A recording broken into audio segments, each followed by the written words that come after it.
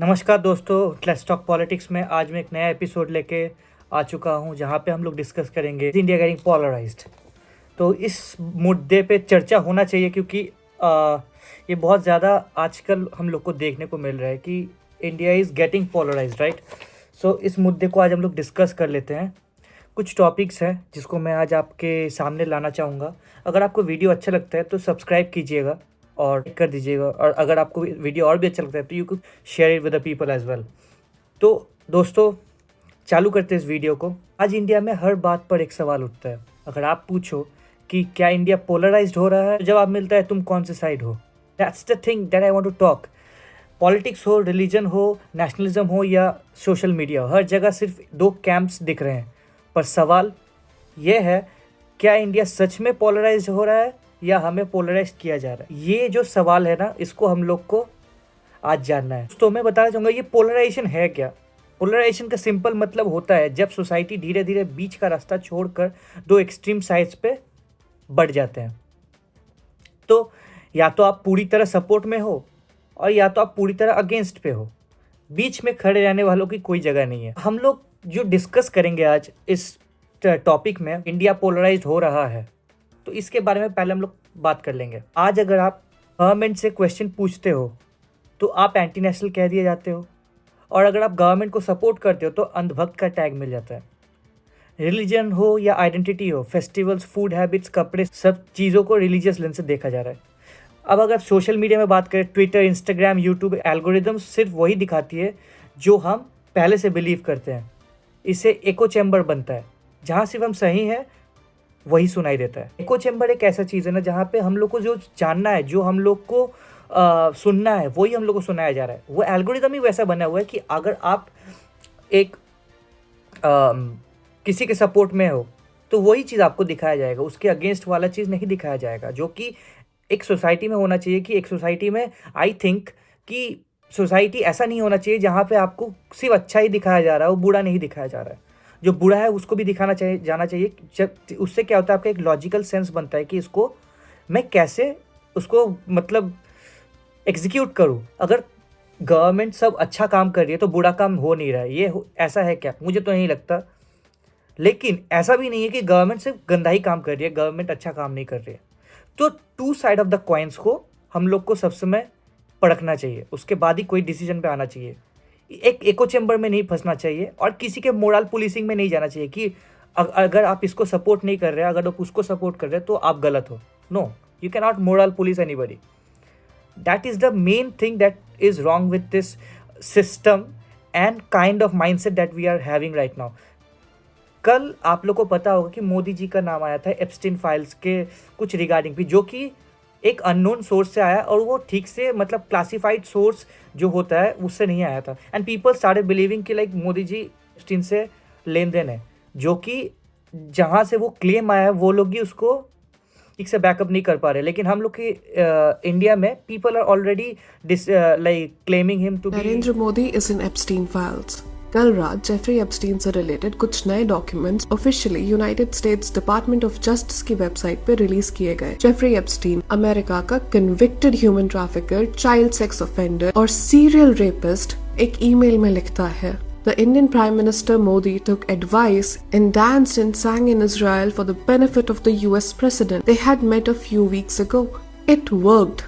And different kinds of things that Epstein was related to. Criminal घोषित कर दिया गया। सो ऐसा नहीं करना चाहिए। I think that it is मैं ये I don't know if I may offend some people, but do include your logic in your brain. अगर आप किसी चीज़ को भी देख रहे हो, आप मोदी सपोर्टर हो कि ममता सपोर्टर हो कि आप किसी भी सपोर्टर, किसी भी साइड में हो मेरे दोस्त, लेकिन आपका लॉजिक लगाओ और लॉजिक से ये पता करो कि ये करेक्ट है। फैक्ट चेक करो, प्रूफ रीड करो। उसके बाद मैं किसी का सपोर्ट नहीं ले रहा। मैं इस चीज़ को मैं इवन ममता बनर्जी के भी लिए बोलूँगा कि वो भी पूरी गलत नहीं है, सब चीज़ गलत नहीं की है और पूरी अच्छी भी नहीं है, ठीक है। वैसे राहुल गांधी के लिए भी जाता है। कोई भी नेता हो गया, किसी भी चीज़, इवन ये नेता ही नहीं, किसी धर्म के बारे में भी ऐसे ही हम लोग को सोचना चाहिए। पहले तो हम लोग को फैक्ट चेक करना चाहिए, उसके बाद we have to come to a analogy.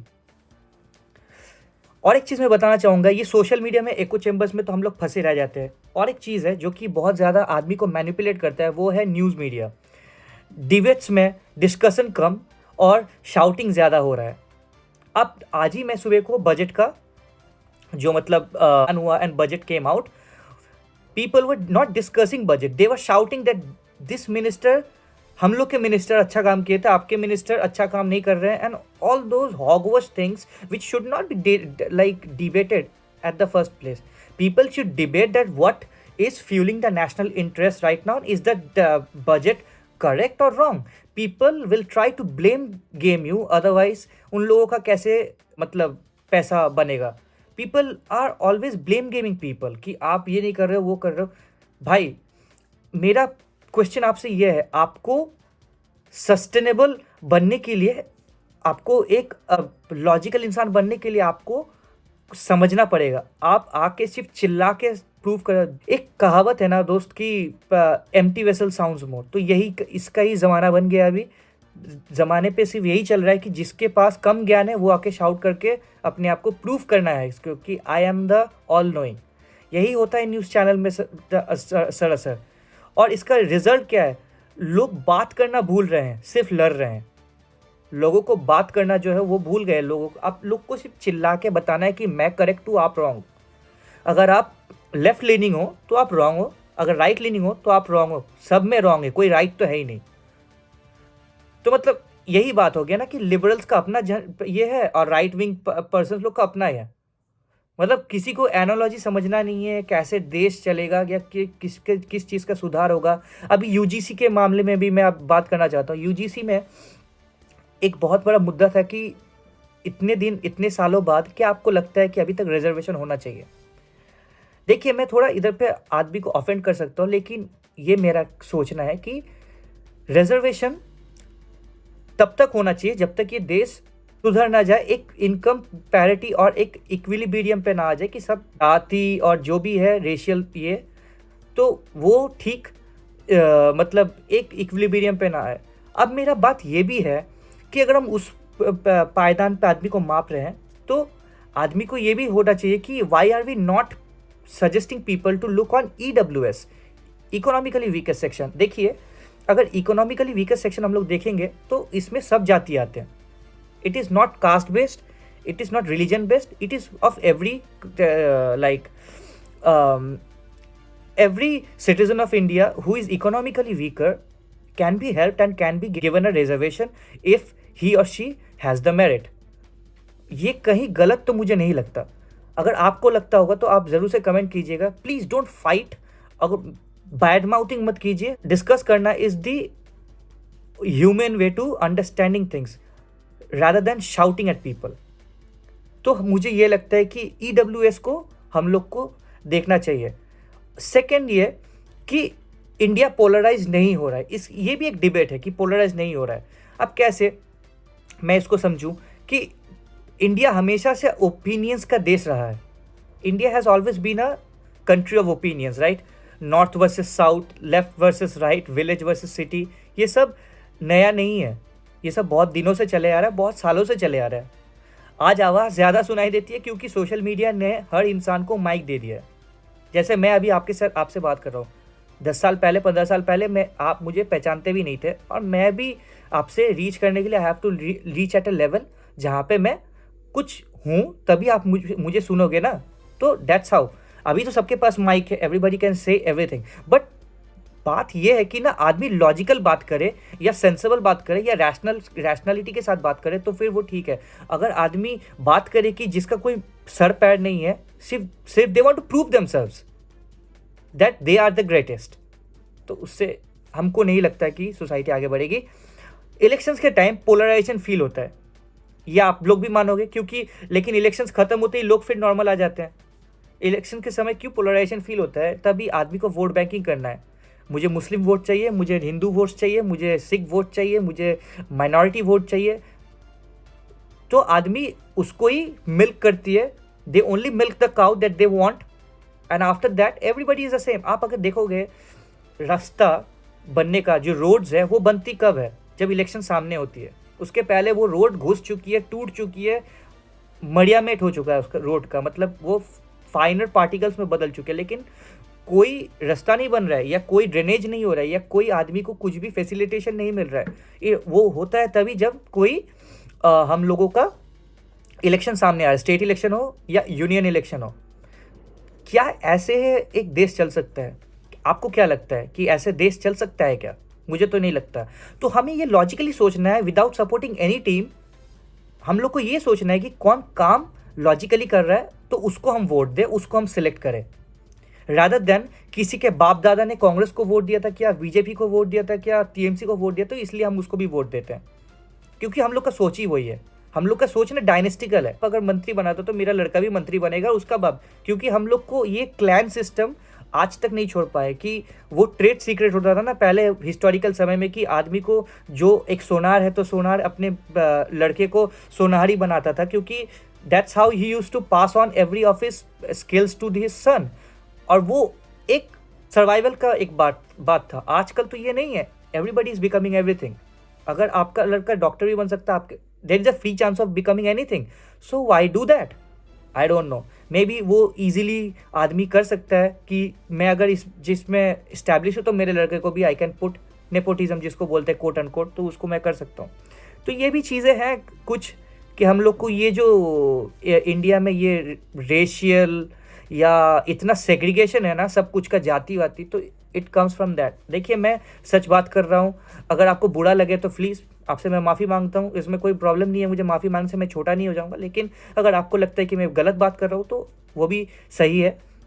We can exist with different opinions, we don't have to kill ourselves for opinions. So next बात में आता है कि ग्राउंड रियलिटी में लोग अभी भी एक दूसरे के साथ काम कर रहे हैं, साथ रह रहे हैं।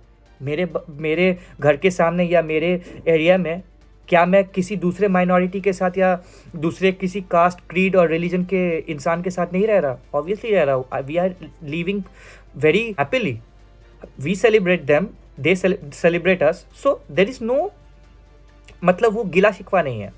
ये गिला शिकवा तब आता है ना जब आपका मंत्री भेदभाव करता है। आपका जो मंत्री है किसी को सपोर्ट करता है and you get repressed to the point कि यू स्टार्ट क्या करने लगते हो, रिवोल्ट। सो रिवोल्ट करने लगते हो and that is where the game changes. तो दोस्तों मैं यही बताना चाहता हूँ कि अगर ये मंत्री नहीं एग्जिस्ट करते, ये पॉलिटिशियंस एग्जिस्ट नहीं करते ना, तो ये कभी भी हम लोग में ये भेदभाव आता ही नहीं है। They are the new Britishers that who are governing us. So हम लोग को ये चूज करना चाहिए कि कौन अच्छा है and we should vote for them and go for the policies, not for the face. Look at their manifesto, go for the policies and not for the face. इससे पोलराइजेशन फ्यूल होता है कि मेरे जाति का है तो मुझे वोट कर दो। क्यों भाई? तुम्हारे जाति का है तो तुमको पैसा देगा तो तुम वोट कर दोगे, और दूसरे जाति नहीं बचना चाहते क्या? वो लोग को मरना है। तो रियल प्रॉब्लम क्या है दोस्तों? अब रियल प्रॉब्लम है सच शायद इन दोनों के बीच है। इंडिया नेचुरली डाइवर्स है, पर पॉलिटिकल और डिजिटल फोर्सेस इस डाइवर्सिटी को डिवाइड में बदल रहे हैं, जो मुझे लगता है। Fear politics, identity politics, TRP और वायरलिटी के प्रेशर में इन सब ने डिस्कशन को डिबेट बना दिया और डिबेट को दुश्मनी। आपको नहीं लगता क्या? अगर आपको ये लगता है तो ज़रूर से मुझे भी बताइएगा। इसका नुकसान क्या है ये मैं आपको बताता हूँ। इसका नुकसान तो पहले बात, पॉलिसी पे बात कम होती है, जॉब्स, एजुकेशन, हेल्थ जैसे इश्यूज में पीछे रह जाते हैं, सोसाइटी में ट्रस्ट कम होता है, हर इंसान दूसरे को एनिमी कैंप में देखने लगते हैं। तो आप सोचिए ये पोलराइजेशन, इंडिया में अगर पोलराइजेशन हो रहा है तो इसका फ़ायदा और नुकसान क्या क्या है? फ़ायदा तो मुझे दिख नहीं रहा है, नुकसान ही दिख रहा है। अब मैं आपको इतना प्रॉब्लम दिखाया तो इसका सलूशन भी मुझे बताना मेरा हक बनता है, राइट? जितना मैं समझता हूँ, जिसका सलूशन मैं कर सकूँ आप तक पहुँचाने का, तो उतना तक मैं बोल सकता हूँ। सलूशन सिंपल है पर ईजी नहीं। इसका सलूशन ऐसा होगा, डिसएग्री करना सीखिए, दुश्मन बनाना नहीं। For my opinion but I will fight till the very end to defend yours. ये बहुत बड़ा एक कहावत है, सर्च कर लीजिएगा किसका है। I will defend your opinion rather than kill you for my opinion. इसको सपोर्ट करिए बट ब्लाइंड फॉलो मत कीजिए। क्वेश्चन पूछना एंटी नेशनल नहीं होता दोस्तों। क्वेश्चन पूछिए, जितना आपका हक बनता है आपका हक से क्वेश्चन पूछिए। कोई अगर आपको दबाने का कोशिश करे उससे भी क्वेश्चन पूछिए।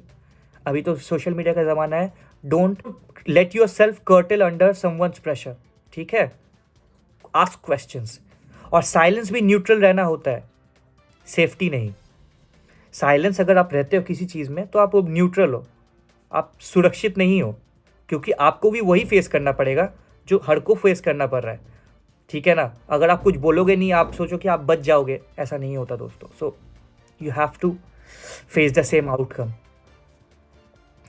तो दोस्तों आप क्या सोचते हो, क्या इंडिया पोलराइज्ड हो रहा है कि नहीं? अगर आपको लगता है कि हो रहा है तो कमेंट कीजिएगा, अगर नहीं हो रहा है तो उसमें भी आप कमेंट कीजिएगा। देखिए मेरा चैनल है, मैं पॉलिटिक्स को डिस्कस करता हूँ, मैं डिफरेंट फ्रेमवर्क्स ऑफ पॉलिटिक्स को डिस्कस करता हूँ, वही मेरा काम है, and I feel very good in it. Video पसंद हो तो लाइक, शेयर और सब्सक्राइब कर दीजिएगा, और इससे बहुत मेरे को फ़ायदा होगा, आप तक पहुँच पाऊँगा।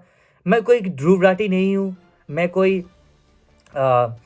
कोई दूसरा बड़ा इन्फ्लुएंसर नहीं हूँ, ना ही मैं बनना चाहता हूँ। मैं एक कॉमन आदमी हूँ जिसका मैं ओपिनियन रखता हूँ, अनबायस्ड रखता हूँ, किसी चीज़ में मैं लीन नहीं करता। तो मैं सोचता हूँ कि मेरा जो ओपिनियन है आपको अगर पसंद आए तो सब्सक्राइब कर दीजिएगा, अगर पसंद नहीं आए तो सब्सक्राइब मत कीजिए, कोई प्रॉब्लम नहीं है, लेकिन अपना ओपिनियन ज़रूर से इस कमेंट बॉक्स पे ज़ाहिर कीजिएगा। टिल देन, जय हिंद।